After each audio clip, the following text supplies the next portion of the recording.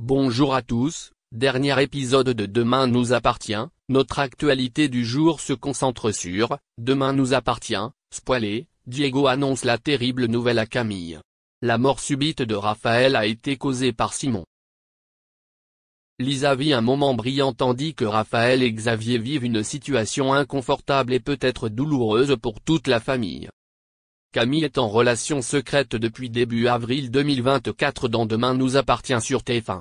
Diego, qui estime avoir été rejeté par le staff de Philippine et Victor pour de mauvaises raisons, se trompe.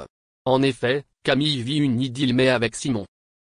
Pour l'instant, elle doit peut-être ignorer que l'avocat, qui a fait battre beaucoup de cœurs, est le complice philippin qui a tenté de dissimuler le meurtre de Charles ainsi que le complice de Myriam, qui a été envoyé en prison récemment. En parallèle, Maud cherche la vérité, car elle se rend compte plus tard que Diego, qu'elle convoitait, est donc libre. Cependant, l'ami de Bastien manifestait son intérêt pour Camille et lui était dévoué. Quant à Perrault, la vie est difficile car Raphaël sympathise avec un de ses clients quitte à mettre sa famille de côté. Il s'agit de Joséphine Gasquet, la veuve de Maxence. De son côté, Bruno vit des moments forts avec son fils qui vient de retrouver Valentine Ribeiro.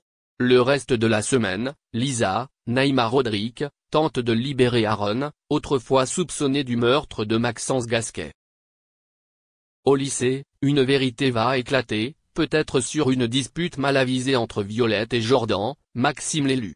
Pendant ce temps, Nathan met tout en œuvre, peut-être avec Valentine. Le procureur Xavier a découvert le pot de rose. Il pourrait éventuellement apprendre que l'avocat d'Aaron sort avec sa fille. Outre le retour de Jessica à Moreno, des aveux changent la donne dans l'affaire impliquant Maxence Gasquet grâce à l'interrogatoire effréné de Lisa. Un autre personnage aura également des difficultés, il s'agit de Georges et Mélodie.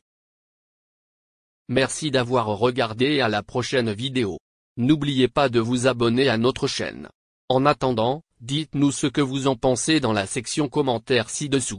Si est ça.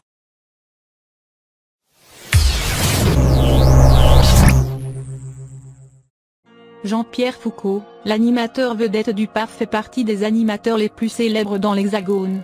Dans de telles conditions, impossible de croire qu'il ne gagne pas extrêmement bien sa vie.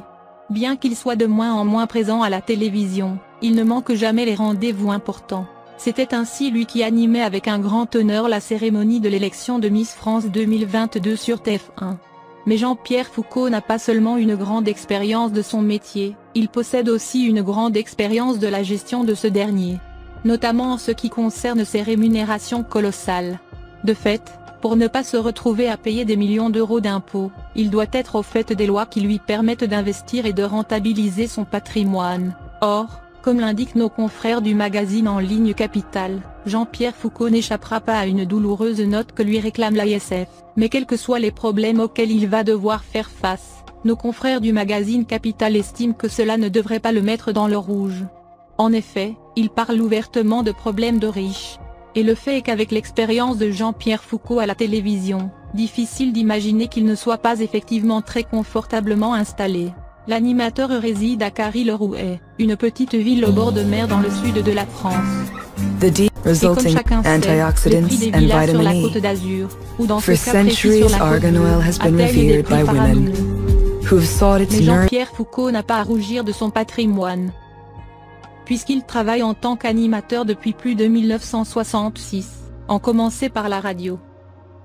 Aussi, comme nous vous le disions plus haut, il fait sans doute appel à des comptables experts pour conserver sa fortune à l'abri. Car, lorsque l'on est dans le cas de Jean-Pierre Foucault, il est vraisemblable que l'on gagne beaucoup plus d'argent que ce que l'on pourrait dépenser. Alors, pour éviter que l'État ne pioche trop dans son capital, il a mis en œuvre des systèmes d'investissement. Mais avant de rentrer dans les détails, précisons que ce sont des montages légaux, encadrés par des lois. Cependant, si le célèbre animateur se retrouve à perdre un procès en appel face au fisc, c'est qu'il a dû en effet faire quelques erreurs de ce côté-là. Les fans de Jean-Pierre Foucault apprendront ainsi qu'il fait divers investissements pour protéger